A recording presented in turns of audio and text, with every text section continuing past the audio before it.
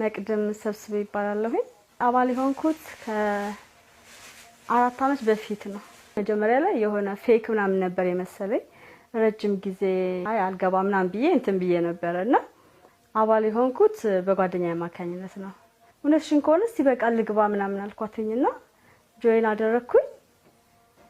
ከገባሁኝ በኋላ አንድ ቀን ማለት እችላለሁኝ 300 ሺህ ብር ወሰድኩ ማለት ነው። እና የራሴን የተሻለ መኪና ገዝቻለሁ ማለት ነው።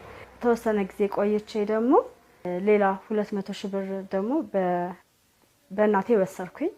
ያከፋፈል ሲስተሙ ጥሩ ናቸው ማለት በጣም ኮምፕሮማይዝ ያደርጉሻል። ችግር ቢገጥምሽ እንኳን የሚደግፍ ድርጅት ነው። ፈራሰው ይኖራል ግን ምንም የሚያስፈራ ነገር የለም። እንኳን እኔ ልጆቼ ሲያርጉም አብሮ ይሰራል ብዬ አምናለሁ። ሌሎች ሰዎችንም ለማምጣት በጣም ነው ጠንክሬ የምሰራው። እንኳን በኢትዮጵያ በአፍሪካ በአለም ላይ ቢሰራፋ ደስ ይለኛል።